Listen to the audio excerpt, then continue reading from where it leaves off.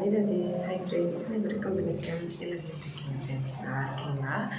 இன்றைக்கி morning vlog பார்க்கலாம். மழை எந்த அளவுக்கு வருதுன்னா 2 நாளாக தொடர்ந்து மழையே சுத்தமாக நிற்கவே மாட்டேங்குது. நான் இன்றைக்கி வீடியோவில் காமிக்கிறேன். மார்னிங் விளாகில் தண்ணி எவ்வளோ ஃபோர்ஸாக ஒரு பக்கம் அந்த ஓடை இருக்கு இல்லையா, அதில் போயிட்டுருக்கணும். ஆறுலாம் எவ்வளோ ஃபுல்லாக இருக்குது அப்படின்னு சொல்லலாம். ஆக்சுவலாக நேற்று ஹஸ்பண்ட் ஊருக்கு போயிட்டு வந்தார். மாமியார் மாமனார் பார்த்து ஒரு வாரம் ஆச்சு, சரி பார்த்துட்டு வரலான்னு சொல்லி போயிருக்காங்கன்னு சொல்லி போய் பார்த்துட்டு வந்ததுனால அந்த டைமில் வழியில் வரும்போது எனக்கு சொல்லியிருந்தாரு ஃபோன் பண்ணி, நீ நான் எப்பவுமே ஊருக்கு போகும்போது வரும்போது அந்த ஆறு ஒன்று போயிட்டுருக்கோம். அது படிக்கட்டு நிறைய இருக்கும், ஒரு 15 படிக்கட்டு போல் இருக்கும். ஒரு 3 படிக்கட்டு கீழே தெரியுது, இன்னும் இத்தனை படிக்கட்டு இருக்குது அப்படின்னு சொல்லிட்டு இருந்தேன். அது மொத்தமே மூழ்கி மேலே 3 படிக்கட்டு தான் இருக்கா. அது சொல்லி சிரிச்சிட்டு இருந்தார். நான் ஆறுலலாம் தண்ணி ஃபுல்லாக போனால் ரொம்ப நல்லாயிருக்கும் பார்க்குறதுக்குன்னு சொல்லுவேன். அதனால் நேற்று சொன்னார், ஞாபகம் இருக்கா, நீ அதை சொல்லிட்டு இருந்தே அங்கே ஆறு அந்த மாதிரி இருக்குது அப்படின்னு சொல்லி. சரி, நெக்ஸ்ட் டைம் ஊருக்கு போகும்போது நானும் வரணும் பார்க்கணும் அப்படின்னு சொல்லிட்டு இருந்தேன். ஆக்சுவலாக நேற்று கொஞ்சம் உடம்பு இப்போ கொஞ்சம் சரியாக இருக்க மாட்டேங்குது. அதனால் இந்த கோல்டு மழை வந்தால் எனக்கு ரொம்ப கோல்டு பிடிக்க ஆரம்பிச்சிடும். அதனால் தைராய்டு ப்ராப்ளம் இருக்கிறதுனாலையும் கொஞ்சம் ஆப்ரேஷன் பண்ண ஹெல்த் இஷ்யூஸ்னாலையும் கொஞ்சம் ரொம்ப கேர்ஃபுல்லாக பார்க்க வேண்டியிருக்கு. அதனால் நான் போகலை. ஹஸ்பண்டும் பசங்களும் மட்டும் போயிட்டு வந்தாங்க ரெயின் கோட் போட்டுட்டு. மாமியார் மாமனார் கொஞ்சம் ஒரு வாரம் ஆயிடுச்சு அவங்கள பார்க்கணும், அவங்க என்ன பண்ணுறாங்க அப்படின்னு சொல்லிட்டு போய் பார்த்துட்டு வரேன்னு சொல்லிட்டு போயிட்டு வந்தார். அதனால் நான் போகலை. நெக்ஸ்ட்டு வீக்கு கிளம்பும்போது நானும் கண்டிப்பாக கிளம்பணும் அப்படின்னு சொன்னேன். தண்ணியெல்லாம் அவ்வளோ ஃபுல்லாக இருக்குது, ஆறெல்லாம் ஃபுல்லாகிடுச்சு. இப்போவே இன்னும் மழைக்காலம் இப்போ தான் ஸ்டார்ட் ஆகிருக்கு. ஒடிசாவில் மழை வந்தால் எப்படி இருக்குன்னு சொல்லி நான் ஆல்ரெடி நிறைய வீடியோஸில் சொல்லியிருப்பேன். அதோட மெத்த வீடு இல்லைன்னா எங்கெல்லாம் ரொம்ப கஷ்டம். எங்கள் வீடுமே ஓடு வீடு தான். புதுசாக கட்டின வீடே நாங்கள் ஓடு வீடே கட்டியிருக்கோம். அதான் ஃபினான்ஷியல் ப்ராப்ளம்னால அது எப்போ மெத்த போட போகிறோன்னு தெரியல. அது வரைக்கும் பயந்துகிட்டே தான் இருக்கணும் மழை வந்தால். ஏன்னா பக்கத்தில் ஒரு மரம் இருக்குது, அது விழுந்துடும் அப்படின்னு சொல்லியும் பயம். அதோட அந்த மரம் இல்லைனாலும் காற்றடிச்சா ஃபோர்ஸாக வரும்போது சீட்டு தூக்கிடும் அப்படின்னு சொல்லி ஒரு பயம். எப்படி இருந்தாலும் நம்ம மெத்த வீடு கட்டித்தான் ஆகணும். ஒடிசாவில் அதனால தான் இந்திராவாஸ் அப்படின்னு சொல்லி ஒரு காசு கவர்மெண்ட்லேருந்து கொடுப்பாங்க. 1,20,000 ரூபா. ஃபஸ்ட்டு 40,000 ரூபா கொடுப்பாங்க. அதில் நம்ம மேலே வரைக்கும் கட்டி மேலே அந்த பலகையெல்லாம் அடித்து அப்புறமா ஸ்லாப் போட்டு மேலே பலகையெல்லாம் அடித்து எப்போ ஃபுல்லாக மோல்டிங் பண்ணுவோமோ அப்போ 60,000 ரூபா மிச்சம் கொடுப்பாங்களாம். 60,000 ரூபா 80,000 ரூபா கொடுப்பாங்களாம். எனக்கு தெரியாது, நாங்கள் அப்ளை பண்ணியிருக்கோம், இன்னும் வரல. ஓடு வீடு இருக்கவங்களும் மண் வீடு இருக்கவங்களும் எல்லாருமே அப்ளை பண்ணலாம். நாங்களும் அப்ளை பண்ணியிருக்கோம், ஆனால் இன்னும் வரல. எங்கள் ஓரக்குத்திக்கு வந்துருச்சு. நான் வீடியோஸ்லலாம் காமிச்சிருப்பேன், பார்த்துருப்பீங்க. ஓரக்குத்தி வீடு கட்டிகிட்ருக்காங்க அப்படின்னு சொல்லி அவங்க அந்த காசு அப்புறமா தான் வீடு கட்ட ஆரம்பிச்சிருக்காங்க. அதோட அவங்க ஊர்லேயே இருக்கிறதுனால இந்த மீட்டிங்கு குரூப்பு இதெல்லாம் எங்கள் மூத்தார் அடிக்கடி போயிட்டு வருவார். அவர் எப்போவுமே அந்த வேலையிலேயே இருப்பார். அவங்க கூட சேர்ந்துட்டு அவங்க கூப்பிட்டாங்க அப்படின்னா அவங்க கூட போயிட்டு வருவார். அந்த குரூப்பு மீட்டிங் அந்த மாதிரிலாம் நடக்குது இல்லையா, அந்த ஊர்வலம்லாம் போவாங்க. அவங்க கூடலாம் போயிட்டு வரதுனால அவருக்கு முதல்லையே வந்துருச்சு. இன்னொருத்தருக்கு ஒரு மண் வீடு மாதிரி அவங்களுக்கும் வந்துருச்சு. இன்னும் ஊரில் ஒரு 5-6 பேருக்கு வர வேண்டியிருக்கு. எல்லாருமே கடனை வாங்கியாச்சும் மெத்தை போட்டுருவாங்க. ஆக்சுவலாக ஒடிசாவில் நிறைய வீடு பார்த்துருப்பீங்க, மெத்தை போட்டிருப்பாங்க. ஆனால் ஜன்னல் கதவு கலர்லாம் பண்ணாமல் இருக்கும். அப்படியே சிமெண்ட் வீடு பூசாமல் வச்சுருப்பாங்க. ஆனால் மெத்தை மட்டும் போட்டிருப்பாங்க. ஏன்னா இந்த புயல் வரும் அப்படின்றதுனால தான். நமக்கு ஒரு எங்களை பொறுத்த வரைக்கும் மனசில் என்ன தோணுச்சுன்னா, அரைகுறையாக வீடு விடக்கூடாது, நம்ம முழுசாக கட்டணும், அரைகுறையாக இருக்கிறது நல்லதில்லை அப்படின்னு சொல்லி நம்ம சாஸ்திர சம்பிரதாயம் படி சொல்லுவாங்க. அதாவது பாதி பெயிண்ட் அடிச்சுட்டு பாதி விடக்கூடாது, அந்த மாதிரியெல்லாம் ஒரு சில விஷயங்கள் இருக்குது இல்லையா. அது நம்புறதுனால அங்கே முழுசாக கட்டணும், நமக்கு அந்த அரைகுறை வேலை இருக்க வேண்டாம் அப்படின்னு சொல்லிட்டு தான். ஏன்னா இப்போ கதவு இருக்காது, ஜன்னல் இருக்காது, நம்ம அப்படியே வீடு மோல்டிங் மட்டும் போட்டுட்டா எப்படி அன்கம்ஃபர்டபுளாக இருக்கும் இல்லையா. பழகினவங்களுக்கு ஓகே, ஆனால் நமக்கு கொஞ்சம் கஷ்டமாக இருக்கும். அதோட இப்போ இருக்கிற காலகட்டத்தில் திருடர்கள் எல்லாம் ரொம்ப ஜாஸ்தி. நான் ஆல்ரெடி ஒரு வீடியோவில் சொல்லியிருப்பேன், எங்கள் ஊரில் வந்து கோவிலில் சாமி நிறைய திருடிட்டாங்க அப்படின்னு சொல்லி. அதனால் கண்டிப்பாக வந்து நம்ம கேர்ஃபுல்லாகவும் இருக்கணும் அப்படின்னு சொல்லி தான் கதவு ஜன்னல்லாம் வச்சுக்கலாம், மூலிங்கன்னா அப்புறமா போட்டுக்கலாம் அப்படின்னு சொல்லி ஃபஸ்ட்டு வந்து வீடு அப்படியே கட்டிட்டோம். இப்போ வந்து நெக்ஸ்ட் வந்து அந்த காசுக்கு அப்ளை பண்ணியிருக்கோம். அது எப்போ வரும்னு தெரியலை. வந்ததுன்னா ஃபஸ்ட்டு 40,000 கொடுப்பாங்க. நம்ம வந்து ஒரு ஏற்கனவே வீடு நாங்கள் 2 ரூம் கட்டியிருக்கோம், 2-3 ஹாலோடு சேர்த்து. அதனால் வந்து பின்னாடி வந்து ஒரு சின்னதாக ஒரு ரூம் மாதிரி கட்டிடலாம். பின்னாடி இருக்க அந்த இடத்தோடு சேர்த்து மரம்லாம் இருக்கு இல்லையா, அந்த பக்கமாக ஒரு ரூம் போல் கட்டிட்டு மேலே வந்து பலகை அடித்து அப்புறமா 60,000 கொடுத்தாங்கன்னா ஓகே. நம்மள ஐடியா வந்து வேறு மாதிரி இருந்தது. கடை வச்ச அப்புறமா கொஞ்சம் காசு சேர்த்துட்டு கடனெல்லாம் அடைச்ச அப்புறமா அந்த காசு வந்துச்சுன்னா அதோட சேர்த்து பின்னாடி 2 ரூமாக வந்து போட்டுடலாம், சீட்டெல்லாம் நம்ம காசு கொஞ்சம் எக்ஸ்ட்ராவாக போட்டு அப்படின்னு நினச்சோம். ஆனால் இப்போ இருக்கிற நிலமையில கடன்லாம் வந்து ஏற்கனவே இது வரைக்கும் வந்துடுச்சு. அதனால் ஒரு பக்கம் பயமாகவே இருக்குது. அந்த கடன் எப்போ வந்து நம்ம தீர்த்துட்டு அதுக்கப்புறமா வந்து வீடு கட்டுறது. அதுக்கு முன்னாடி சரி இருக்கிறது வரைக்கும் நம்ம வச்சு கட்டுவோம், வந்துச்சுன்னா பார்க்கலாம் அப்படின்னு சொல்லி ஒரு பிளான் இருக்குது. பார்ப்போம் என்ன நடக்குதுன்னு, எவ்வளோ நாளைக்கு தான் இப்படியே போகுதுன்னு. ஆக்சுவலாக காலநிலை கிரகங்கள் மாறும்போது நம்ம நிலைமையும் கொஞ்சம் மாறும்னு சொல்லி சொல்லுவாங்க.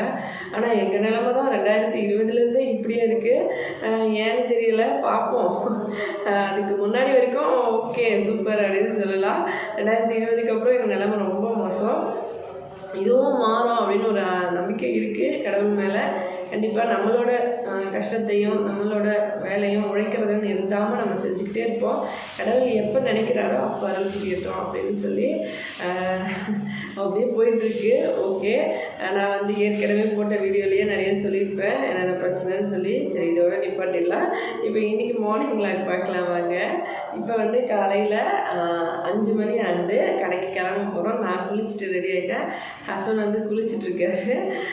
அம்மா வந்து ஏற்கனவே கடையில் போயிட்டு ஹஸ்பண்ட் விட்டுட்டு வந்துட்டாரு.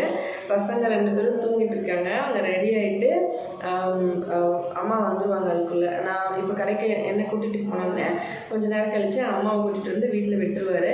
அம்மா வந்து பசங்க வந்து எந்திரிச்சோடனே அவங்களே ப்ரெஷ் பண்ணி அவங்களே ரெடி ஆகிடுவாங்க.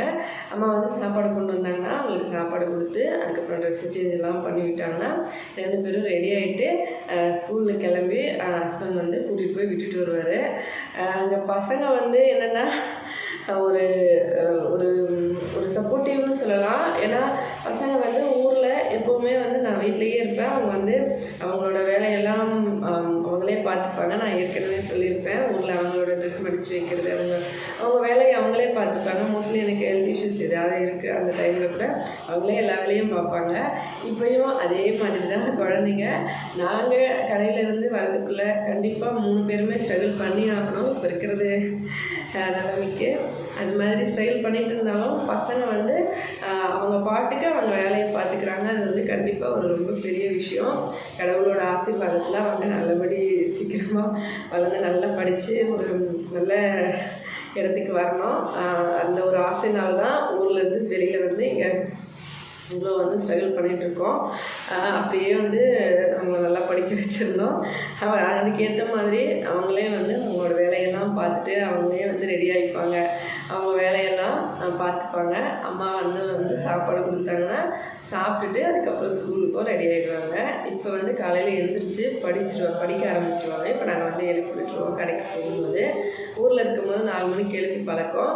இப்போ வந்து இங்கே வந்த அப்புறமா நான் வந்து பக்கத்தில் இல்லையா, நாங்கள் கடைக்கு போயிடணும். பசங்க தனியாக படிப்பாங்க அப்படின்றதுனால 4 மணிக்கு எழுப்புறதில்ல.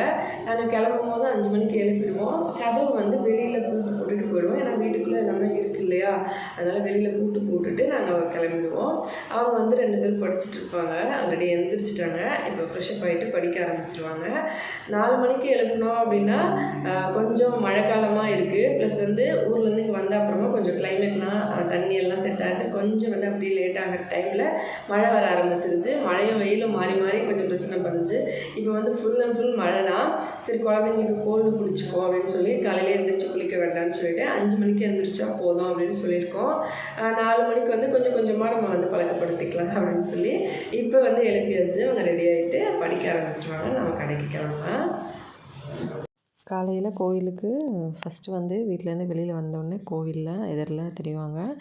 அப்படியே சாமி கும்பிட்டுட்டு கடைக்கு வந்து கிளம்ப ஆரம்பிச்சிட்டோம். கடையில் வந்து இன்றைக்கி மழை கொஞ்சம் கம்மியாக இருக்கிறதுனால ஓரளவுக்கு ஆள் வருவாங்கன்னு தோணுது. பார்ப்போம் என்ன நடக்குதுன்னு சொல்லி. ஏன்னா மழை காரணமாக தான் ரொம்ப வந்து வியாபாரம் டல்லாகிடுது. ஏற்கனவே ஓரளவுக்கு டல்லாக தான் போகும். மெயின் ரோடு இல்லை, கொஞ்சம் ஊருக்குள்ளே அப்படின்றதுனால அதாவது ஊருக்குள்ளேனா கொஞ்சம் தெரு தள்ளி. இப்போ வந்து மழையும் இருக்கிறதுனால கொஞ்சம் கஷ்டம்தான். அதுக்கப்புறம் கிளம்பும்போது கோவிலில் வந்து வெளியில் சாமிக்கு பிரசாதம் வச்சு அங்கே வச்சுருந்தாங்க. அதெல்லாம் யாரும் மிதிச்சிடக்கூடாதுன்னு சொல்லி ஹஸ்பண்ட் எடுத்து ஓரமாக அந்த பக்கம் போட்டுட்டு அதுக்கப்புறம் வந்து கிளம்புனோம். இவ்வளோ தான் இட்லி செஞ்சுருக்கோங்க. இது 50 கூட கிடையாது. ஒரு 2 தட்டு மட்டும் மேலே நிப்பாட்டிட்டு வச்சுது. பட்டாணி குழம்பும் கொதிக்க வச்ச அப்புறமா பாதி அளவுக்கு தான் வந்தது. ஊத்தாப்பம் இது இருக்குது, இன்னும் கொஞ்சம் உள்ளுக்குள்ளே இருக்குது. சாம்பாரும் கொஞ்சம் இருந்தது. ஒரு 2-3 பேர் சாப்பிட்டு போயிருக்காங்க. இது கார சட்னி, தேங்காய் சட்னி, அதுக்கப்புறம் கேசரி வந்து செஞ்சுருக்கேன். பட்டாணி குழம்பு வந்து ஒடிஷாவில் மோஸ்ட்லி பட்டாணி குழம்பு, வடை, பூரி இது தான் காலையில் சாப்பிடுவாங்க. அப்படின்றதுனால பட்டாணி குழம்பு வந்து நம்ம கடையில் செஞ்சிட்ருக்கோம். அது வந்து கொஞ்சம் விரும்பினா பட்டாணி குழம்பு கூட வாங்கிட்டு போகிறாங்கனால அதிகமாக செஞ்சுருக்கோம். அப்புறம் வடை, ஊத்தாப்பம், பூரி, இந்த பக்கம் வந்து உப்புமா செஞ்சுருந்தேன். உப்புமா வந்து நிறைய பேர் பூரி அதுக்கப்புறம் பட்டாணி குழம்பு மாதிரி உப்புமா பட்டாணி குழம்பு சாப்பிடுவாங்க. அதுக்காக கொஞ்சமாக வந்து உப்புமா வந்து செஞ்சுருந்தேன். கொஞ்சமானா ஒரு 1/2 கிலோ போட்டால் இங்கே வந்து உதிரி உதிரியாக செய்யணும் அப்படின்றதுனால இவ்வளோ தான் வரும். அதுக்கப்புறம் தோசை கொஞ்சம், இந்த அளவுக்கு ஊத்தாப்பம் இங்கே இருக்குது. இப்போ வந்து இந்த கடையில் பாருங்கள் எப்படி வந்து கால்லாம் சறுக்குதுன்னு சொல்லி. அப்படியே வந்து தண்ணி எந்த பக்கம் இருந்து வந்துட்டே தெரியல. இந்த சைட்லேருந்து வருதா இல்லை மேலேருந்து வருதா ஒன்றுமே புரிய மாட்டேங்குது. இப்போ இருக்கிற நிலைமைக்கு நம்ம கடையே மாற்ற முடியாத நிலமையில இருக்குது. ஏன்னா அட்வான்ஸ் பிரச்சனையை சொல்லியிருக்கேன் இல்லையா, மெயின் ரோடில் அது வந்து காசு ரெடி பண்ண முடியலை. ஓரளவுக்கு தான் ரெடியாக இருக்குது. அதனால் பார்த்துக்கிட்டே இருக்கோம். சீக்கிரமாக மாற்றணும். அதுக்குள்ளே இந்த கடன் பிரச்சனை வேறு வந்துருச்சு. என்ன ஆக போகுதுன்னு தெரியலை. பாருங்கள் எவ்வளோ வந்து மழை வந்திருக்குன்னு சொல்லி.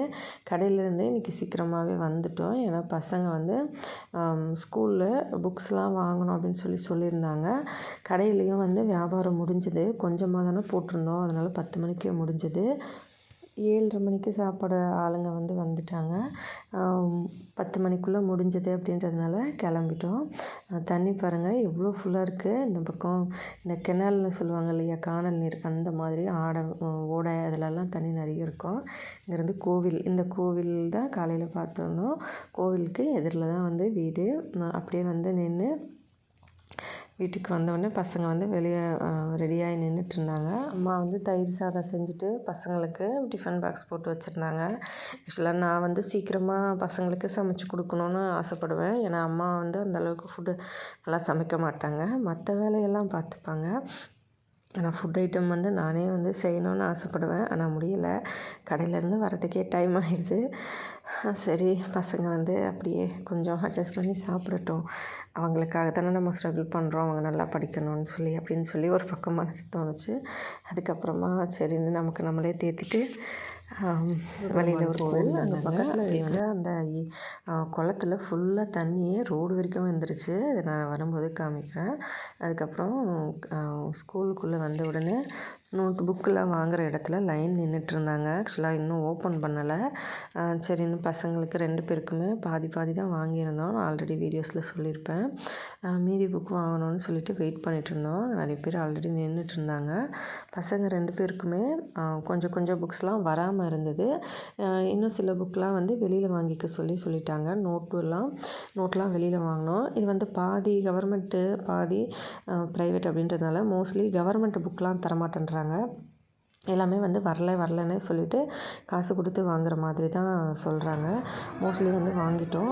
இன்னும் கொஞ்சம் தான் இருக்குது. அதுக்கப்புறம் இவன் வந்து என் சின்ன பையனோட ஃப்ரெண்டாம்மா, வாடா போகலான்னு சொல்லி கூப்பிட்டுருக்கான். இருடா நோட்டு வாங்கலைன்னு இவர் பேச அவர் பேச எனக்கு ஒரே சிரிப்பு. ஹஸ்பண்ட் ஒரே சிரிச்சிட்டு இருந்தார். 2 பேரும் பேசுகிறத பார்த்துட்டு ஓஹோ இவங்கெல்லாம் ஃப்ரெண்ட்ஸு போல் அப்படின்னு சொல்லி ஒரே சிரிப்பு. அதுக்கப்புறமா 2 பேரும் பேசிவிட்டு நின்றுட்டு இருந்தாங்க. நாங்களும் சரி ஒரு நிமிஷம் வெயிட் பண்ண புக் வாங்கிட்டு வந்துடுறோம் அப்படின்னு சொல்லிட்டு இருந்தோம். வாங்க வேண்டிய புக்ஸ்லாம் வாங்கிட்டோம். அதுக்கப்புறம் 2 பேரையும் டைம் ஆகிடுச்சு கிளம்புங்கன்னு சொல்லிட்டு வந்தோம். வீட்டில் வந்து பசங்க தயிர் சாதம் வந்து அம்மா செஞ்சு கொடுத்துருந்தாங்க. 2 பேருமே வந்து இந்த ஃபுட்டு தான் வேணும், அந்த ஃபுட்டு தான் வேணும்னு எப்போவுமே அடம் பிடிச்சது கிடையாது. எங்களை புரிஞ்சுக்கிட்ட பசங்க 2 பேருமே நம்ம என்ன கொடுத்தாலும் எடுத்துப்பாங்க. அந்த மாதிரி வந்து கொடுத்துட்டு 2 பேரையும் அனுப்பிட்டு அதுக்கப்புறமா வந்து சொல்லிட்டு வந்தோம்.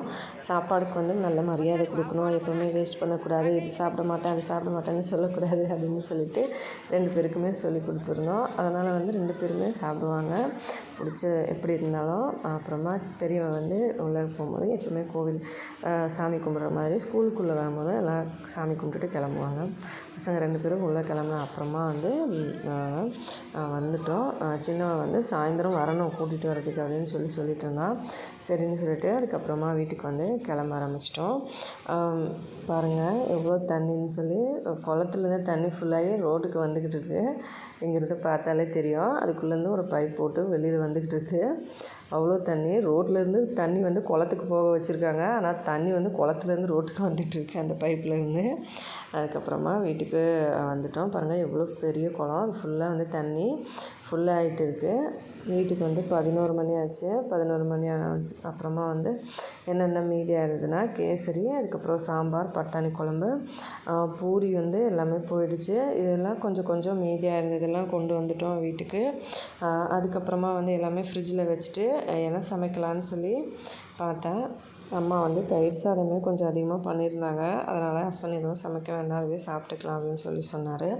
நான் கேட்டேன் வேறு ஏதாவது சமைக்கவான்னு சொல்லி. இல்லை பரவாயில்ல, உனக்குமே கோல்டு பிடிச்ச மாதிரி இருக்குது, பரவாயில்ல நான் அதே சாப்பிட்டுக்கலாம் பரவாயில்ல அப்படின்னு சொன்னார். அதுக்கப்புறம் கஞ்சியுமே இருந்தது. சரின்னு சொல்லிவிட்டு பொரியல் மட்டும் ஏதாவது பண்ணிவிட்டு சாப்பிட்டுக்கலாம் அப்படின்னு சொல்லிவிட்டு நீ ரெஸ்ட் எடுத்துக்கோ அப்படின்னு சொன்னார். நானும் சரின்னு சொல்லிட்டு கொஞ்சம் நேரம் படுக்கலாம் அப்படின்னு சொல்லிட்டு வந்தேன். கேஸ் வந்து பிரச்சனையாக இருக்குது அப்படின்றதுனால 2 வந்து கடையில் வச்சுருக்கோம். இது வந்து இப்போ வந்து வாங்கியிருக்கோம்.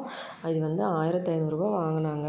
கடையில் வந்து 2 இருக்குது. அதுக்கப்புறம் இது வந்து சென்னையிலலாம் என்ன ரேட்னு சொல்லி எனக்கு மறக்காமல் கமெண்ட்டில் சொல்லுங்கள். இப்போவே வந்து சிட்டியில் கூட 45 நாளைக்கு ஒன்று தான் கொடுக்குறாங்க கேஸு. அதனால் 45 நாளைக்கு ஒன்றும் நடுவில் வந்து ஒன்று பிளாக்லேயும் வாங்குகிறோம். நடுவில் பிளாக்கில் வாங்குறதுனால கடைக்கே சரியாக போயிடுதுன்னு சொல்லி வீட்டுக்கு யூஸ் பண்ண இதை வாங்கியிருக்கோம். கேஸ் பிரச்சனை முடிஞ்ச அப்புறமா 25 டேஸ்க்கு ஒன்று கிடைக்குமா, அப்போ கூட ஒன்று வந்து நடுவில் வாங்க வேண்டியிருக்கோம். இப்போ வியாபாரம் கம்மியாக இருக்குது, கொஞ்சமாக சமைக்கிறதுனால ஒரு மாதத்துக்கு வந்து 2, 3 கேஸ் சரியாக போகுது. கொஞ்சம் மழை காலம் நின்று அப்புறமா பின்னாடி வந்து இடம் இருக்குது, அங்கே வந்து கொஞ்சம் சின்னதாக வந்து கட்டிட்டு நம்ம வந்து சமையல் பண்ணலாம், பார்க்கலாம் அப்புறமா. இப்போதைக்கு மழையை நிற்கட்டும். வீடியோ பிடிச்சிருந்தால் லைக் பண்ணி ஷேர் பண்ணி சப்ஸ்கிரைப் பண்ணுங்கள். எதையா சாப்பிட்டு சந்தோஷமாகவும் சேஃபாகவும் பத்திரமாவும் இருங்க. நன்றி, வணக்கம்.